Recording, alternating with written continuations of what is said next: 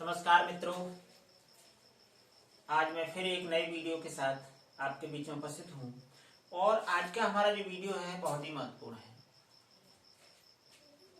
व्याकरण भाग को लेकर के आपके बीच में आज मैं उपस्थित हो रहा हूँ और व्याकरण में भी संधि जो कक्षा 6 से लेकर के हम बात करें तो प्रतियोगी परीक्षाओं में भी इसका विशेष स्थान है।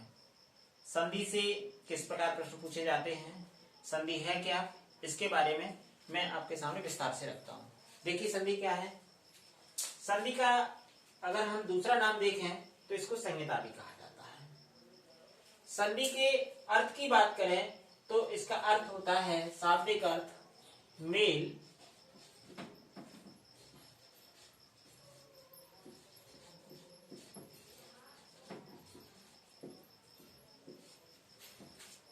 मेल अथवा जोड़। संधि है क्या? संधि दो निकटवर्ती वर्णों के मेल से होने वाले परिवर्तन को संधि कहा जाता है। संधि कैसे होती है, कहाँ होती है, मैं आपको अभी बताता हूं। पहले ये देखते हैं कि संधियां ये होती कितनी हैं। तो संधियां हमारी तीन प्रकार की होती हैं।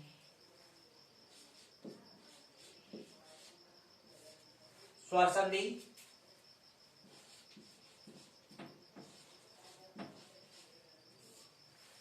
व्यंजन संधि और तीसरी संधि हमारी विसर्ग संधि।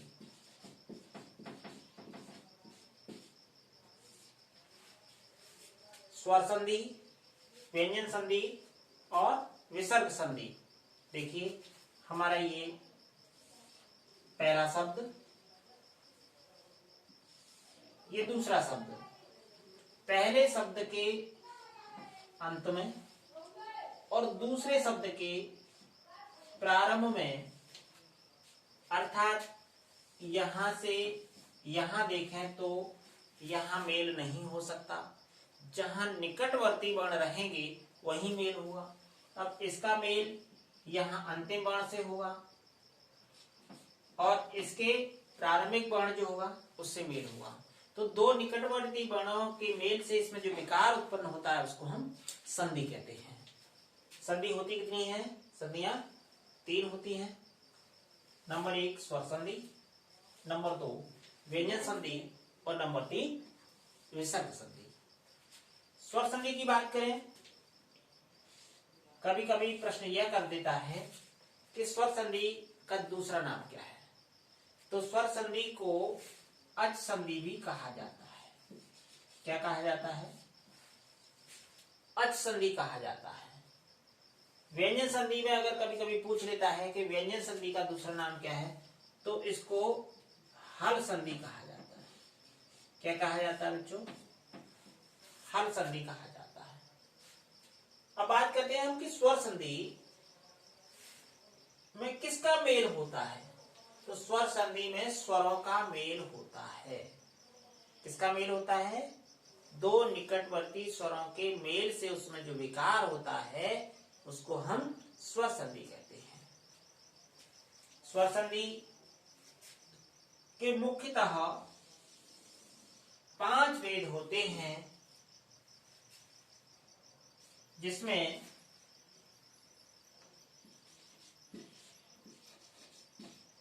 दीर्घ स्वर संधि,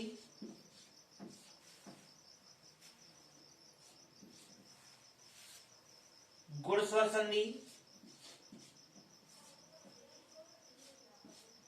वृद्धि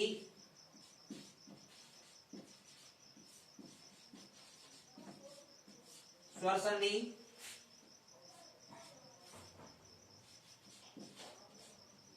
यण स्वर संधि,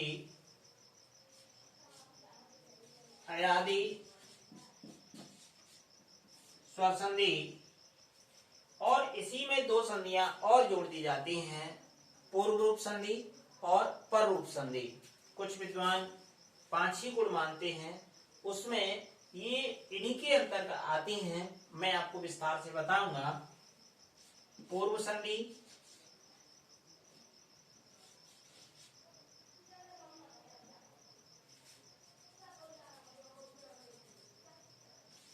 पूर्व रूप संधि,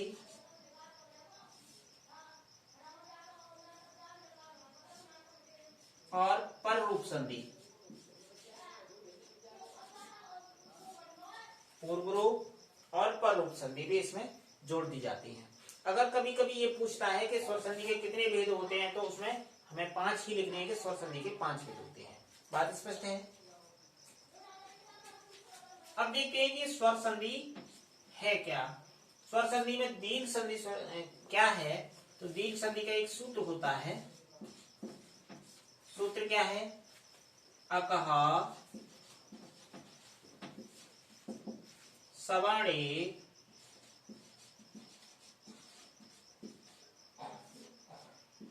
दीर्घ। सूत्र समझ में आ गया होगा।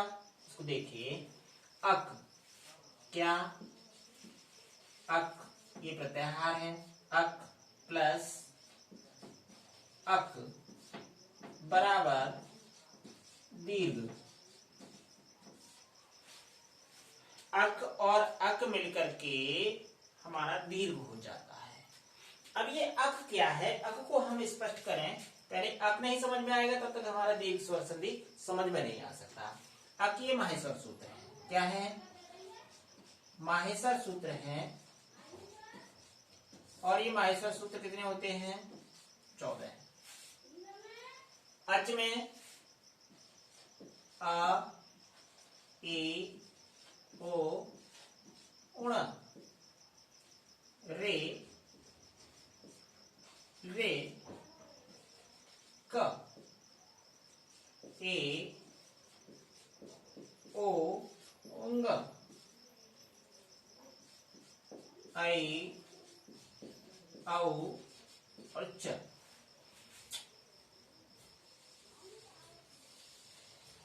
इसे देखिए ध्यान से। इन वर्णों को छोड़ दिया जाता है। आ से लेकर के जो च तक का हमारा प्रत्याहार रहता है उसे अच कहते हैं। अच स्वर संधि के अंतर्गत ये वर्ण आते हैं। अब अक में क्या क्या रहता है? आ से लेकर के क तक के जितने भी वर्ण हमारे अक में आते हैं। अक में देख लेते हैं पहले। आ ए ओ रे, और रे का दीर्घ नहीं होता है। समान वर्ण आने पर अ ए ओ और रे, जब हमारा इनका मेल होता है तो ये दीर्घ बना देता है। आ ए ओ और दीर्घ रे। अब देखिए इसमें कैसे मेल हुआ, अपने ही वर्ग में मेल हुआ। आ का मेल आ से हुआ, ई का मेल ई से हुआ, उ का मेल उ से हुआ और रे का मेल रे से हुआ। जब ये समान वर्ण आपस में अपने वर्ग में मिलेंगे तो क्या हो जाएगा? इनका दीर्घ होगा। आ का क्या हो जाएगा? दीर्घ आ हो जाएगा। ई का दीर्घ ई हो गया, उ का दीर्घ उ हो गया और रे का दीर्घ रे बन गया। अब देख सकते हैं किस प्रकार दीर्घ संधि में अक प्लस अक बराबर दीर्घ हुआ। उदाहरण में देखते हैं। शिव धन आलय। पहले शब्द के अंत में हमने आपको बताया था, पहले शब्द के अंत में क्या होता है? आ ए ओ रे। दूसरे शब्द के प्रारंभ में आ हो अथवा आ हो। हमेशा ध्यान रखिए दीर्घ संधि में क्या होता है? आ प्लस आ बराबर आ, छोटा प्लस बड़ा आ इक्वल टू बड़ा, बड़ा प्लस बड़ा इक्वल टू बड़ा। छोटा बड़ा मिलाएंगे तो बड़ा होगा, बड़ा छोटा मिलाएंगे तो बड़ा होगा, बड़ा बड़ा मिलाएंगे तो भी बड़ा होगा और बड़ा छोटा छोटा मिलाएंगे तो भी बड़ा होगा। इस प्रकार से बड़ा आई होना हमारा, बड़ी ई होना है। दीर्घ अपने में बदल जाएंगे। अब आ प्लस आ हुआ तो क्या हो जाएगा, यहाँ आ हो गया। और स्वर हमेशा किस में रहता है, अपनी मात्रा में रहता है। तो जो शिव लिखा हुआ था वह शिवा हो जाएगा, यह अपनी मात्रा में आ गया, डंडे के रूप में आया तो शिवा हो गया। और आ को हटा करके जो पीछे शेष बचता है लय, वो हमने यहाँ लिख दिया, शिवालय हो गया। एक उदाहरण और देख लेते हैं। हरे धन ईस।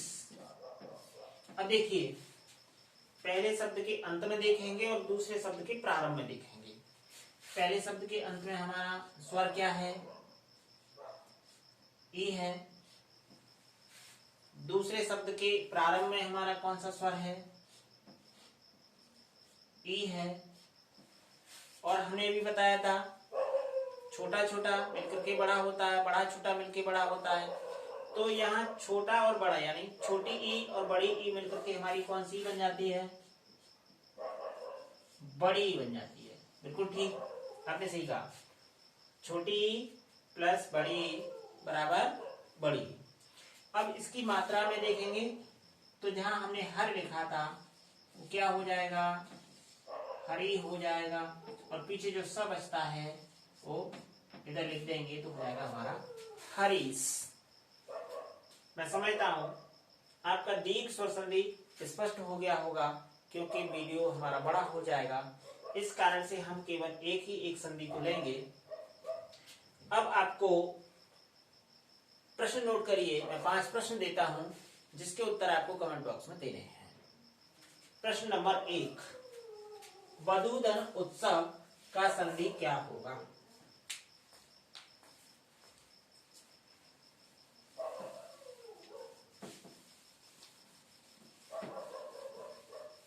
आप इसका स्क्रीनशॉट लेना चाहते हैं तो ले सकते हैं। चलिए, वधूधन उत्सव, वधूधन उत्सव का संधि क्या होगा। अगला, शब्द धन अर्थ का संधि क्या होगा। अगला प्रश्न,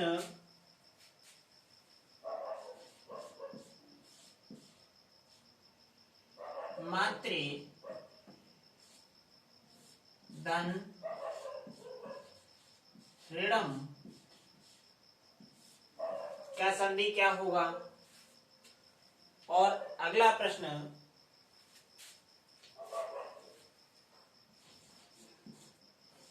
शब्द धन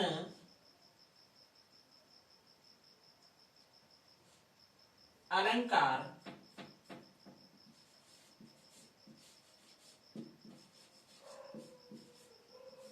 का संधि क्या होगा। और अंतिम प्रश्न, संधि की क्या परिभाषा होती है। एक बार फिर प्रश्नों को नोट कर लीजिए। प्रश्न नंबर 1, वधूधन उत्सव में संधि करनी है आपको। शब्द धन अर्थ में संधि बतानी है। मातृधन ऋणम में संधि बतानी है। शब्द धन अलंकार में संधि क्या होगी। और अंतिम प्रश्न हमारा कि संधि की क्या परिभाषा होती है। कमेंट बॉक्स में इसके उत्तर देने का प्रयास करेंगे।